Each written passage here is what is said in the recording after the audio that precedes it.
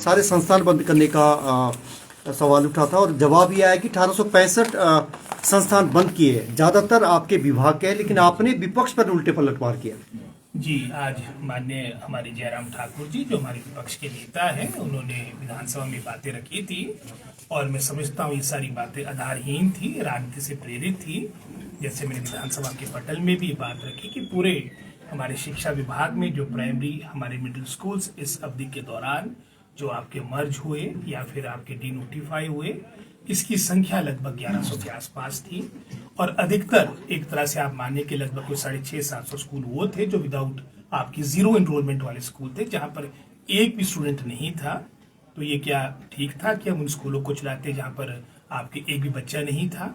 इसके अलावा भी लगभग कुछ 419 स्कूल थे जहां पर एक बच्चा, दो बच्चे या मैक्सिमम 5 से कम के बच्चे, पर हमने डिस्टेंस का जो मापदंड रखा था तो 2 किलोमीटर या मिडिल स्कूल के 3 किलोमीटर का पैमाना रखा था और उस पैमाने के अनुसार ही मैं समझता हमने कार्य किया है। जैसे मैंने विधानसभा के पटल में भी कहा, कंसोलिडेशन, जैसे मैंने विधानसभा के पटल में कहा कि इसकी शुरुआत तो गुजरात में आज से कुछ 10 वर्ष पूर्व प्रारंभ हो चुकी थी और गुजरात में लगभग 5600 के आसपास स्कूल्स इस अवधि के दौरान आपके मर्ज हुए, आपके डिनोटिफाई हुए। अधिकतर वर्तमान में जितने भी भारतवर्ष स्कूल वो थे जहां पर एक भी बच्चा नहीं था, टीचर की नियुक्तियां हुई भी थी और उसके अलावा कुछ ऐसे स्कूल्स भी थे जो आपकी डमी इनरोलमेंट थी, जहाँ बच्चे थे नहीं, कागजों में शो किया जा रहा था। और टोटल जो हमारे 419 स्कूल आपके मर्ज किए गए, डिनोटिफाई किए गए, जहाँ पर बच्चे थे, उनकी पूरी संख्या लगभग कोई 674 पूरे हिमाचल प्रदेश में है और 674 में से भी लगभग सभी मैं समझता हूँ जो विद्यार्थी थे उनको एडजॉइनिंग स्कूल में उन्होंने एडमिशन ले ली है।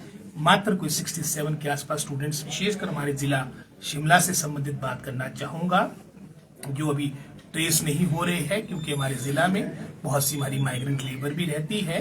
तो उसके लिए मैंने विभाग को कह दिया, अपने एक्टिविटीज को कह दिया कि उनकी पूरी हमें जानकारी प्राप्त करनी है ताकि हम ये सुनिश्चित करें कि हिमाचल का हमारा एक भी बच्चा बिना शिक्षा के ना रहे।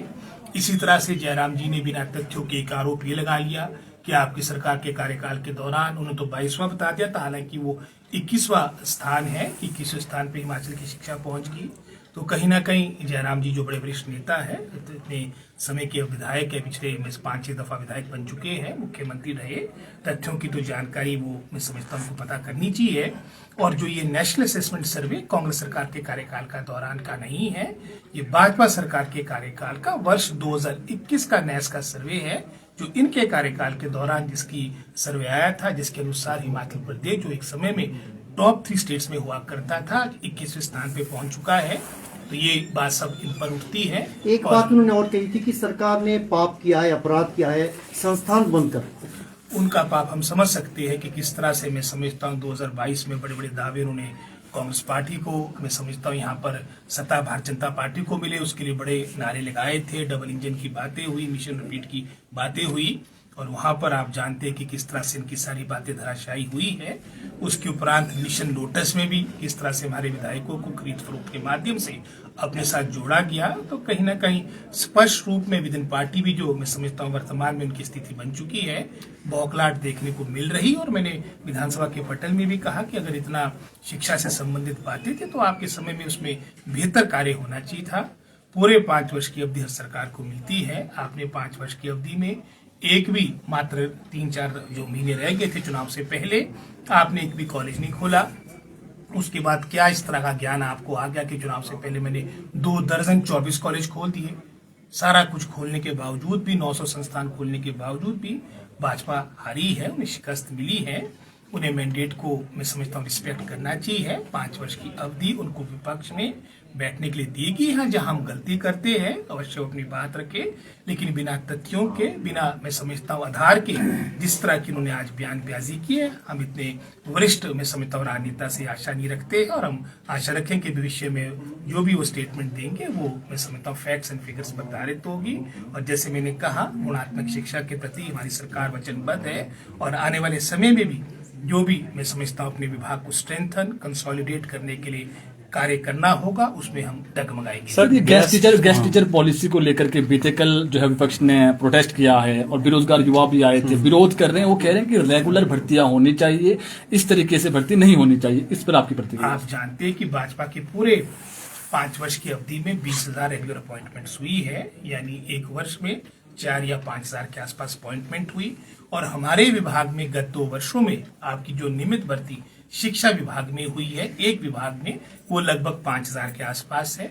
राइट फ्रॉम आपके कॉलेज कैडर के प्रिंसिपल के पद से लेके जेबीटी के टीचर तक लगभग हमने 5,000 पद भरे हैं। और इसके अलावा भी हमारे 10,000 पद ऐसे हैं जिसकी प्रक्रिया चली है, चाहे उसमें 6200 एनटीटी टीचर्स की बात करें, चाहे हम 2800 हमारी एलिमेंट्री एजुकेशन की सीटें हैं, पोस्टें, स्पेशल एजुकेटर की पोस्टें हैं। और हमारा पूरा प्रयास रहेगा कि प्रथम चरण में जो हमने कैबिनेट के द्वारा गत 2 वर्षों में इतनी पोस्टें स्वीकृत करवाई है, जो कमीशन में कहीं ना कहीं मैं समझता हूँ लंबित है, इसको एक्सपीडाइट करें। कुछ ऐसे मामले भी है हमारे जो भी कोर्ट में लंबित हैं, इन सबको एक्सपीडाइट करेंगे। नए सिरे से मैं समझता हूँ पूरा स्थिति अपने शिक्षा विभाग की देखेंगे और विशेषकर विशेष परिस्थितियों में, विशेष क्षेत्रों में जहाँ पर टीचरों का बहुत अभाव है, चाहे सिरमौर जिला की बात हो, चाहे चंबा डिस्ट्रिक्ट की बात हो, क्योंकि अगर आपने कमीशन से भी नियुक्तियां करनी है उसमें भी समय लगता है, उसमें महीनों सालों लग जाते हैं। और अगर तो कोर्ट में मामला चले जाए तब तो उसमें कई वर्षों लग जाते हैं।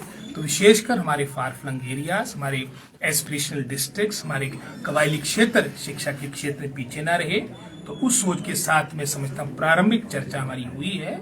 इसके बारे में डिटेल में एसओपी आएगा और उसके उपरांत ही हम दूसरा करेंगे। टेम्परेरी बेस्ड होंगे बिल्कुल, टेम्परेरी, वेरी शॉर्ट होंगे, वो भी तब जब होंगे। अभी तो वर्तमान, जैसे मैंने कहा, हमारी पहली जो कार्य रहेगा वो एक्सपीडाइट करना है, जो हमने सैंक्शंस ली है कैबिनेट से, और अपने डिपार्टमेंट को रेशनलाइज करना है। क्योंकि वर्तमान में आपके, जैसे मैंने पिछले सेशन के दौरान आंकड़े दिए थे, गत 2 दशकों में, 20 वर्षों में लगभग कोई 5 लाख के आसपास इनरोलमेंट हमारी सरकारी स्कूलों में कम हुई।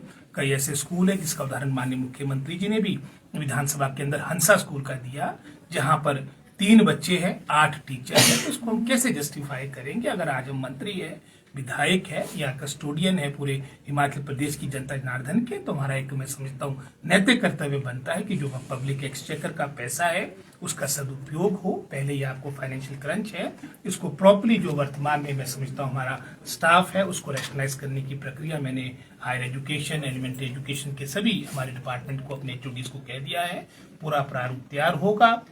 और साथ ही साथ, जैसे हमने उदाहरण के तौर पे +2, आपके कई +2 जैसे हंसा का उदाहरण मैंने दे दिया, या हमारा अन्य इस तरह के कई विद्यालय हैं, उसमें हमने मैं समझता हूँ एक मापदंड तय किया कि 25 से कम, जहाँ पर 6ठी से लेकर 12वीं तक यानी 7 क्लासेस में अब 25 से कम इनरोलमेंट होगी, उसको हम एक तरह से स्तर उसको हम डिनोटिफाई नहीं करेंगे, उसको डाउनग्रेड करेंगे, उसको हाई स्कूल के रूप में वो कार्य करेगा। ये स्थिति हाई स्कूल की है, जहाँ पर 20 से कम बच्चे हमारी 5 क्लासेस में होंगे, वो मिडिल स्कूल के रूप में कार्य करेगा। क्योंकि सबसे महत्वपूर्ण है कि एक शैक्षिक माहौल मात्र बिल्डिंग बनाने से हमारा शिक्षा विभाग आगे नहीं बढ़ सकता है कि हम कई करोड़ों की बिल्डिंग बना दिए।